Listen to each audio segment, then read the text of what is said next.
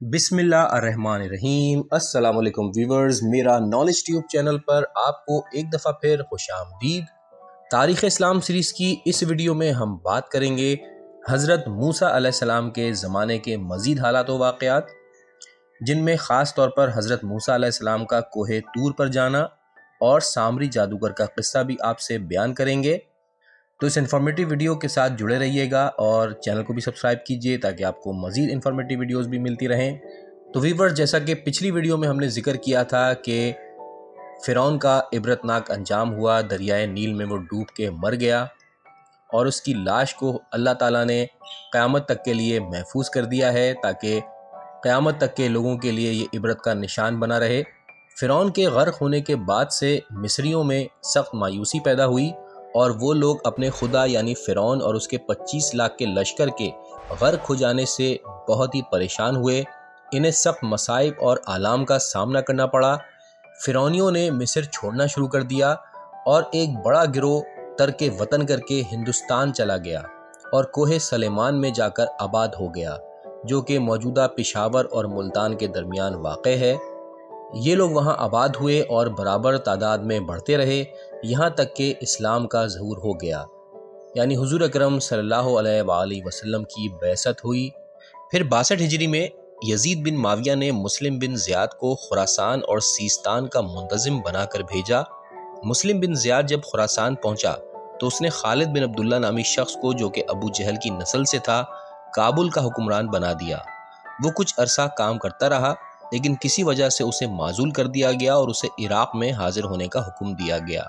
اس شخص نے حکم عدولی کی اور عراق کے بجائے ہندوستان کی طرف روانہ ہو گیا اور کوہ سلیمان کی آبادی میں جا پہنچا، جہاں وہ مصر سے بھاگے ہوئے فرعونیوں میں آباد ہو گیا اور اپنی ایک لڑکی ایک شخص سے بیاہ دی جو مسلمان تھا، اور اس سے 2 اولادیں پیدا ہوئیں، لودی اور سو۔ ان فرعونیوں اور ابو جہل کی اولاد میں شادیاں ہوتی رہیں، یہاں تک کہ ان کی بڑی کثرت ہو گئی، اور پھر 143 ہجری میں کوہ سلیمان کی بالائی آبادی سے وہ لوگ اتر کر نشیب میں آ گئے۔ ان میں سے کچھ ہندوستان کے دیگر علاقوں میں چلے گئے اور کچھ کرماج، پشاور اور شنوران میں آباد ہو گئے۔ یہ لوگ جنگجو تھے۔ لاہور کے راجہ نے ان پر بار بار حملہ کیا۔ بالآخر لاہور کے راجہ سے انہوں نے ساز باز کر لیا اور ان دونوں دشمنان اسلام نے ان کوہستانیوں کو، جو کہ شور و فغاں کرتے رہتے تھے اور اسی وجہ سے ان کا نام افغانی سے موسوم ہو گیا، انہیں ختم کرنے کی سازش کی، جس کی وجہ سے ان لوگوں نے کوہستان پشاور میں خیبر نامی ایک قلعہ بنا لیا، جو آج بھی موجود ہے۔ الغرض، حضرت یوشع بن نون کی واپسی کے بعد حضرت موسیٰ علیہ السلام نے دریائے نیل سے آگے بڑھ جانے کا حکم دیا۔ چنانچہ وہ لوگ لب قلزم سے چل کر 3 منزلیں طے کر کے، جن میں ایک منزل جس کا نام سور تھا، وہاں پہنچے۔ اس کے علاوہ وہ موریرا یا مارا کے علاقے تک بھی پہنچے۔ اس دوران ان پر اللہ تعالیٰ کا ایک خاص کرم یہ ہوا کہ دوپہر کو ان لوگوں کے سروں پر ایک بڑا سا بادل کا ٹکڑا سایہ فگن رہتا تھا اور رات کو ایک نور ظاہر ہوتا تھا جو تاریکی میں انہیں روشنی بخشتا تھا۔ جب یہ لوگ موریرا پہنچے تو انہیں میٹھا پانی دستیاب نہ ہوا۔ جس جگہ سے پانی نکلتا تھا کھارا ہوتا تھا۔ بنی اسرائیل نے حضرت موسیٰ سے میٹھے پانی کی خواہش کی۔ حضرت موسیٰ علیہ السلام نے پانی میں ایک گھاس ملا دی، جس سے پانی کا کھارا پن دور ہو گیا اور وہ نہایت ہی خوشگوار اور آب شیریں بن گیا۔ وہاں سے پھر روانگی عمل میں آئی اور یہ سارا لشکر یعنی قوم موسیٰ وہاں سے روانہ ہو کر بامقام ایلم پہنچی۔ یہ وہ جگہ تھی جہاں 70 خرمے کے درخت تھے اور خوشگوار پانی کے 12 چشمے تھے۔ پھر وہاں سے روانہ ہو کر حضرت موسیٰ مراحل طے کرتے ہوئے بامقام سین پہنچے، جو کہ ایلم اور سینا کے درمیان واقع ہے۔ سین کے مقام پر پہنچ کر بنی اسرائیل نے فرمائش کی کہ ہمارے لیے نئی شریعت آنی چاہیے اور نئی کتاب ہونی چاہیے۔ حضرت موسیٰ علیہ السلام نے ان کی یہ درخواست خدا تک پہنچائی۔ حکم ہوا کہ طور سینا پر آ جاؤ اور 30 دن روزہ رکھ کر اعتکاف کرو اور ہارون علیہ السلام کو اپنا جانشین بنا دو۔ چنانچہ حضرت موسیٰ علیہ السلام یکم ذیقات کو طور سینا پر چلے گئے اور 1 ماہ روزہ رکھا اور اعتکاف بھی کیا۔ جب 30 دن پورے ہو گئے تو حضرت جبرائیل علیہ السلام نے آ کر کہا کہ 10 دن مزید آپ یہیں اعتکاف میں رہیں۔ حضرت موسیٰ علیہ السلام نے 10 دن مزید قیام کیا ادھر حضرت موسیٰ انتظار توریت میں 30 دن کے بجائے 40 دن مقیم رہے، اور دوسری طرف سامری نے لوگوں سے کہا کہ حضرت موسیٰ علیہ السلام تم لوگوں سے ناراض ہو گئے ہیں اور تم لوگوں کو چھوڑ کر چلے گئے ہیں، کیونکہ تم نے قبطیوں کا مال و زر ان کی مرضی کے خلاف حاصل کیا ہے، لہٰذا اب موسیٰ نہ آئیں گے۔ ان لوگوں نے اس خیال سے کہ موسیٰ کے چلے جانے سے نزول عذاب کا خطرہ ہے، سارے زر و جواہر ایک کنویں میں ڈال دیے اور اسے بند کر دیا۔ پھر سامری نے، جو کہ جادوگر تھا، اس نے کہا کہ موسیٰ اس وقت تک واپس نہ آئیں گے جب تک تم لوگ ان تمام زر و جواہر کو نظر آتش نہ کر دو۔ چنانچہ ان لوگوں نے کنویں کو کھول کر اس میں سے سیم و زر نکالا اور اسے جلایا۔ جب وہ پگھل گیا تو سامری نے اپنے منصوبے کے مطابق اس سونے چاندی سے ایک گوسالہ بنا دیا۔ گوسالہ یعنی بچھڑا۔ گوسالہ بنانے کے بعد اس نے اس پر ایک مخصوص مٹی ڈال دی جو اس نے حضرت جبرائیل علیہ السلام کی گھوڑی کے قدم کے نیچے سے جمع کی تھی۔ روایت میں ہے کہ جب جبرائیل کی گھوڑی چل رہی تھی اور اس کے قدم کے نیچے کی زمین میں جان پڑتی جاتی تھی اور وہ متحرک ہوتی جاتی تھی، تو سامری نے اس مٹی کو اٹھا لیا تھا اور اسی مبارک مٹی سے اس نے گوسالہ سازی میں کام لیا۔ غرض یہ کہ سامری نے ایک ایسا گوسالہ تیار کر دیا تھا کہ مٹی اس کے اوپر ڈالنے کے بعد وہ بولنے لگا اور اس نے کچھ مخصوص آواز نکالی۔ سامری نے بنی اسرائیل سے کہا کہ یہی اب تمہارا خدا ہے، تم اس کی پرستش کرو۔ لوگوں نے حیران کن طور پر اس کی بات کو تسلیم کر لیا اور اس گوسالے کی پرستش شروع کر دی۔ البتہ ایک روایت میں ہے کہ سب نے ایسا نہیں کیا۔ حضرت یوسف علیہ السلام اور بن یامین کی نسل کے جو 12,000 افراد تھے، انہوں نے اس بات کو تسلیم نہ کیا۔ وہ ان لوگوں کی مذمت کرتے رہے، انہیں سمجھاتے بجھاتے رہے، مگر کسی نے ان کی ایک نہ سنی۔ حضرت ہارون علیہ السلام، جن کو حضرت موسیٰ اپنا نائب بنا کر گئے تھے، انہوں نے بھی اس قوم پر زور دیا، دباؤ ڈالا، مگر کسی نے ان کی بات نہ سنی اور بہت سے لوگ گمراہ ہو گئے۔ جب حضرت موسیٰ واپس تشریف لائے تو یہ سب حالات دیکھ کر بہت ناراض ہوئے۔ مزید تفصیل کے مطابق حضرت موسیٰ علیہ السلام کو خدا نے وحی فرمائی کہ 40 روز کے لیے اپنی قوم سے جدا ہو کر ہماری خلوت کے لیے کوہ طور پر آ جاؤ تاکہ تمہیں توریت عطا کی جائے، جس میں تمام ضروریات اور احکام اور مواعظ ہوں گے، اور کچھ الواح ہوں گے جو تمہاری قوم کی ہدایت کے لیے تمہیں دیے جائیں گے۔ لہٰذا تم اپنی جگہ اپنے بھائی ہارون کو خلیفہ مقرر کرو تاکہ وہ ان لوگوں کی نگرانی کرتے رہیں۔ چنانچہ حضرت موسیٰ نے بنی اسرائیل سے فرمایا کہ خدا نے مجھے خلوت میں بلایا ہے، میں 40 روز کے لیے تم سے جدا ہو رہا ہوں اور تمہارے پاس اپنے بھائی ہارون کو خلیفہ بنا کر چھوڑے جاتا ہوں، اس کی بات ماننا، اس کی اطاعت کرنا۔ یہ کہہ کر حضرت موسیٰ علیہ السلام روانہ ہو گئے اور مقام مناجات میں جا پہنچے۔ حضرت موسیٰ علیہ السلام کو روانہ ہوئے جب 20 روز گزرے تو بنی اسرائیل نے کہا کہ موسیٰ کا وعدہ پورا ہو گیا، کیونکہ 20 دن اور 20 راتیں 40 پورے ہو گئے، لیکن وہ اب تک نہیں آئے۔ معلوم ہوتا ہے کہ انہوں نے غلط وعدہ کیا تھا یا بنی اسرائیل کو بالکل چھوڑ کر چلے گئے ہیں۔ غرض یہ کہ وہ اب نہیں آئیں گے۔ چنانچہ بنی اسرائیل نے جناب ہارون کی اطاعت بھی چھوڑ دی اور ان کے قتل پر تیار ہو گئے اور کہنے لگے تم نے موسیٰ کو ہم سے جدا کیا ہے۔ اسی دوران شیطان بصورت انسان ان کے پاس آیا اور انہیں یقین دلایا کہ اب موسیٰ نہیں آئیں گے، تم اپنے لیے کوئی اور انتظام کرو۔ بنی اسرائیل کو یہ یقین آ گیا کہ واقعتاً حضرت موسیٰ اب نہیں آئیں گے، کیونکہ اگر شبانہ روز کو ایک دن بھی مان لیا جائے تو بھی اب تو 30 دن سے بھی زیادہ گزر گئے ہیں۔ اسی دوران میں شیطان سامری سے ملا، اس کو بہکایا۔ چنانچہ اس نے دیگر بنی اسرائیل کی مدد سے زر و جواہرات کو پگھلا کر ایک بچھڑا تیار کیا اور اس میں وہ مٹی ڈال دی جو غرق فرعون کے موقع پر جبرائیل کی گھوڑی کے قدموں کے نیچے سے اٹھا کر اس نے جمع کر لی تھی اور اپنے پاس حفاظت سے رکھا ہوا تھا۔ اور وہ بنی اسرائیل پر فخر بھی کرتا تھا کہ میرے پاس ایک ایسی مٹی ہے جو جانداروں کی طرح حرکت کرتی ہے۔ جس طرح حضرت موسیٰ کہتے ہیں کہ مجھے درخت سے خدا کی آواز آتی ہے، اسی طرح اب تمہیں اس بچھڑے سے خدا کی آواز آئے گی۔ اگر موسیٰ نہیں ہے تو نہ صحیح تمہیں خدا کی آواز تو آ رہی ہے، لہٰذا اس کی پوجا کرو۔ شیطان اور سامری کے اس کہنے پر بہت سے بنی اسرائیل سے پوچھنے لگے۔ حضرت ہارون نے بہت سمجھایا مگر وہ باز نہ آئے، الٹا ان کے قتل پر تیار ہو گئے۔ اور بعض روایت میں یہ ہے کہ سامری نے اس گوسالے یعنی بچھڑے کو ایک دیوار کے ساتھ کھڑا کر دیا تھا اور دیوار میں ایک سوراخ کر دیا تھا اور اس کے پیچھے ایک نقب لگا کر پوشیدہ سرنگ بھی بنائی تھی، وہاں آدمی بٹھا دیا تھا، وہ اندر سے اپنا منہ دیوار کے سوراخ کے پاس رکھ کر بولتا تھا اور لوگ سمجھتے تھے کہ بچھڑا بول رہا ہے، یعنی خدا کی آواز اس بچھڑے سے آ رہی ہے۔ جب حضرت موسیٰ علیہ السلام توریت لے کر واپس آئے اور اپنی قوم کے بہت سے لوگوں کو دیکھا کہ وہ گوسالے کی پرستش کر رہے ہیں، تو وہ اپنی قوم پر سخت ناراض ہوئے اور غیظ و غضب میں آ کر اپنے بھائی ہارون سے سخت باز پرس کی اور کہا کہ میری عدم موجودگی میں تمہارے ہوتے ہوئے یہ کیا ہو گیا؟ یہ لوگ کیسے گمراہ ہو گئے جبکہ تم ان پر نگران تھے؟ اس وقت حضرت ہارون علیہ السلام نے یہ تاریخی جملہ کہا کہ میری داڑھی اور سر نہ پکڑیں، اس قوم نے مجھے آپ کے جانے کے بعد کمزور کر دیا تھا۔ اس کے بعد مزید فرمایا کہ مجھ پر الزام نہ لگائیں، میں نے تو ان کو بہت کچھ سمجھایا مگر میری ان لوگوں نے ایک نہ مانی اور سامری کے کرتب سے گمراہ ہو گئے۔ حضرت موسیٰ علیہ السلام کا مطلب یہ تھا کہ اپنے بھائی پر ناراض ہوں گا تو بنی اسرائیل پر زیادہ اثر پڑے گا اور وہ میری اس ناراضگی سے سمجھ جائیں گے کہ بہت برا کام کیا ہے۔ چنانچہ حضرت موسیٰ کے غیظ و غضب کو دیکھ کر سب نے کہا کہ ہمیں آپ کے سپہ سالار سامری نے دھوکہ دیا ہے۔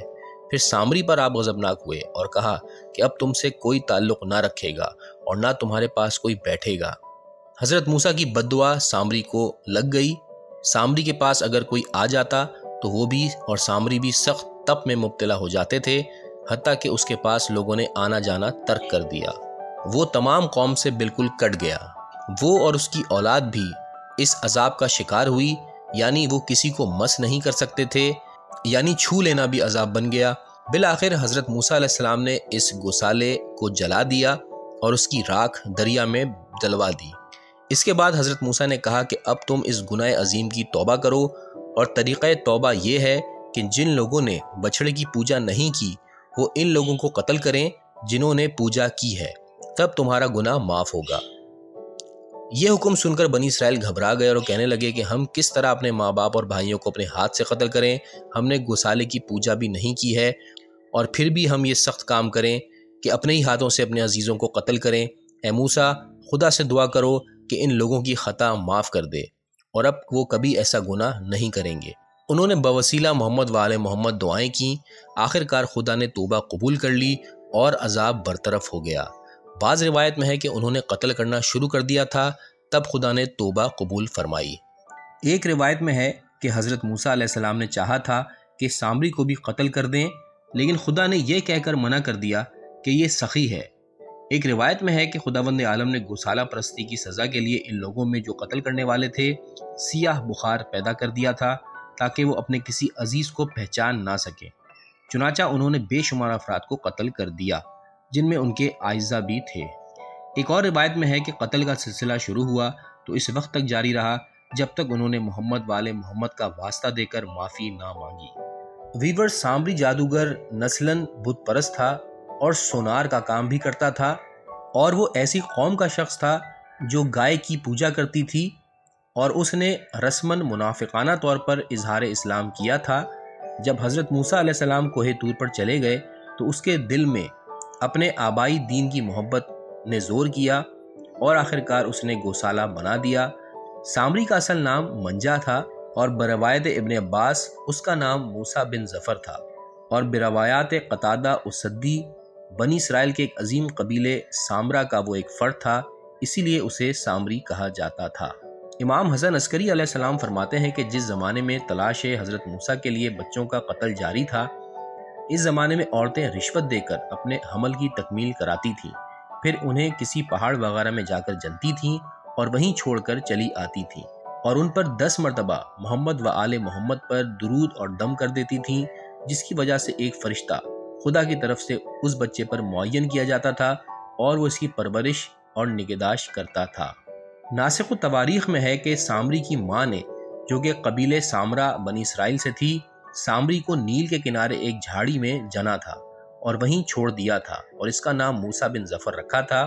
جب وہ اسے چھوڑ کر چلی آئی تو خدا نے ایک فرشتے کو اس کی پرورش کے لیے مقرر کر دیا تھا، اور وہ فرشتہ جناب جبرائیل تھے۔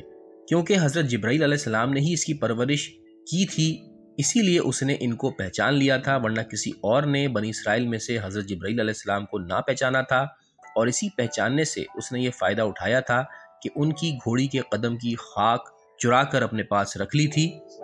سامری کے علاوہ کسی کا ذہن بھی اس طرف نہیں گیا تھا کہ یہ گھوڑا سوار انسان نہیں بلکہ فرشتہ ہے، اور نہ صرف یہ کہ فرشتہ بلکہ فرشتوں کا سردار جبرائیل ہے، اور یہ سامری وہی شخص ہے جس کی حمایت میں حضرت موسیٰ علیہ السلام نے قبطی کو جان سے مار دیا تھا، جس کے نتیجے میں وہ 30 سال تک وطن بدر ہو کر مدائن میں رہے۔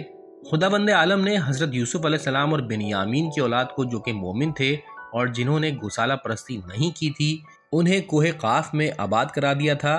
یہ سب کے سب عابد اور زاہد تھے اور خداوند عالم کی نگاہ میں بڑی عظمت رکھتے تھے، اور ان کی نسل در نسل میں بھی عبادت گزار موجود رہے ہیں۔ چنانچہ جب وہ موقع آیا تھا جس میں حضرت محمد مصطفیٰ صلی اللہ علیہ وآلہ وسلم معراج کے لیے تشریف لے گئے تھے، تو انہوں نے آسمان پر زمین سے ایک نور دیکھا تھا اور حضرت جبرائیل سے اس نور کی کیفیت دریافت کی تھی، اور حضرت جبرائیل نے انہیں بتایا تھا کہ بنی اسرائیل میں سے وہ لوگ جنہوں نے گوسالہ پرستی نہیں کی تھی اور جو اولاد یوسف اور بنیامین سے تھے، وہ کوہ قاف میں عبادت گزاری کرتے رہے، اور اب ان کی اولاد وہاں عبادت گزاری میں مشغول ہے۔ یہ نور جو زمین سے آ رہا ہے انہی کی عبادت گزاری اور تقدیس کا نتیجہ ہے۔ رسول کریم نے فرمایا کہ جبرائیل، میں ان سے مل کر ان کے ایمان کی تکمیل کروں گا۔ چنانچہ رسول پاک معراج سے واپسی پر ان سے ملے، اور حضرت جبرائیل نے ان سے تعارف کرواتے ہوئے کہا تھا کہ یہ تمہارا نبی عربی اور قریشی ہے۔ یہ سنتے ہی ان لوگوں نے نبی پاک کا کلمہ بھی پڑھا۔ انہی کی طرف قرآن مجید میں اشارہ ہے، جس کا ترجمہ ہے کہ قوم موسیٰ میں سے کچھ لوگ ہیں جو حق کی طرف ہدایت کرتے ہیں۔ کتاب سراج القلوب میں روایت ہے کہ کوہ قاف جو دنیا کے گرد واقع ہے، اس میں جھنڈے گڑے ہوئے ہیں جن پر لا الہ الا اللہ محمد الرسول اللہ علی ولی اللہ حقا حقا لکھا ہوا ہے۔ حضرت موسیٰ جب کوہ طور سے واپس آئے اور توریت کی لوحیں ان کے پاس تھیں، تو انہوں نے ان لوحوں کو قوم کے سامنے پیش کیا اور فرمایا کہ توریت آ چکی ہے، اب اس پر عمل کرو، اس میں تمام احکام ہیں اور یہ کتاب حق و باطل میں فرق بھی کرے گی۔ ان لوگوں نے کہا کہ یہ سب صحیح ہے، لیکن ہم اس وقت تک احکام خداوندی پر ایمان نہ لائیں گے جب تک ہم اسے کھلم کھلا دیکھ نہ لیں۔ اس نئی فرمائش پر حضرت موسیٰ علیہ السلام سخت حیران ہوئے اور انہیں سمجھانے بجھانے میں لگ گئے کہ تم جو یہ شرط پیش کر رہے ہو کہ خدا کو دیکھنا چاہتے ہو، تو یہ بالکل غلط ہے، اس کا کوئی امکان نہیں۔ مگر یہ قوم نہ سمجھی اور یہی کہتے رہے کہ ہم تو خدا کو دیکھے بغیر ایمان لانے کو تیار نہیں ہیں۔ حضرت موسیٰ علیہ السلام نے جب ان کا اصرار اس حد تک بڑھا ہوا دیکھا اور محسوس کیا کہ اب کوئی چارہ نہیں ہے، تو بارگاہ خداوندی کی طرف رجوع کرتے ہوئے عرض کی، مالک تو ان کی بات سن رہا ہے، اب میں کیا کروں؟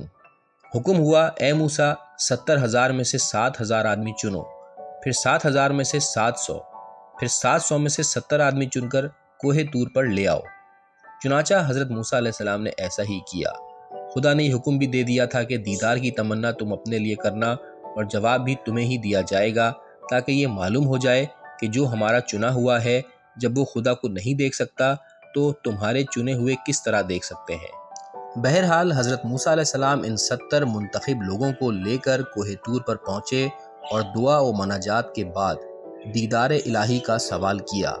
آواز آئی، اے موسیٰ تم مجھے کبھی ہرگز ہرگز نہ دیکھ سکو گے، ہاں ذرا پہاڑ کی طرف دیکھو، اگر یہ اپنی جگہ پر ٹکا رہ سکے اور میری عظمت و جلال کی وجہ سے ریزہ ریزہ نہ ہو جائے تو مجھے دیکھ سکو گے، یعنی چونکہ وہ سالم نہ رہ سکے گا لہٰذا تم مجھے نہ دیکھ سکو گے۔ چنانچہ جب موسیٰ علیہ السلام اور ان کے ہمراہیوں کی نگاہیں مڑیں تو ظہور تجلی سے پہاڑ کو ریزہ ریزہ ہوتے ہوئے دیکھا اور خود بے ہوش ہو گئے، اور ان کے سب ساتھی اپنی جان سے چلے گئے۔ جب حضرت موسیٰ ہوش میں آئے اور غش سے افاقہ ہوا تو عرض کرنے لگے، اے میرے پالنے والے، کیا ان بیوقوفوں کی وجہ سے جنہوں نے دیدار خداوندی کا احمقانہ سوال کیا تھا، کیا تو مجھے بھی ہلاک کر دے گا؟ جواب ملا، موسیٰ دیدار خدا کا انجام دیکھ لو۔ اس کے بعد موسیٰ کی نگاہ اپنے ساتھیوں پر پڑی جو جل کر خاکستر بن چکے تھے۔ موسیٰ نے عرض کی، میرے پالنے والے، یہ میری قوم کے لوگ ہیں، انہیں میں لایا تھا، خدایا ان کی خطا معاف فرما اور ان کو پھر سے زندہ کر دے تاکہ میں انہیں اپنے ہمراہ لے کر واپس جاؤں۔ چنانچہ خداوند عالم نے بتصدق محمد وآل محمد انہیں زندہ کر دیا۔ دوستو یہاں پر آج کی ویڈیو کا اختتام کرتے ہیں، اس سے آگے کے حالات و واقعات اگلی ویڈیو میں پیش کریں گے۔ ویڈیو کو لائک اور شیئر ضرور کیجیے گا، چینل کو بھی سبسکرائب کیجیے گا۔ بہت شکریہ، اللہ حافظ۔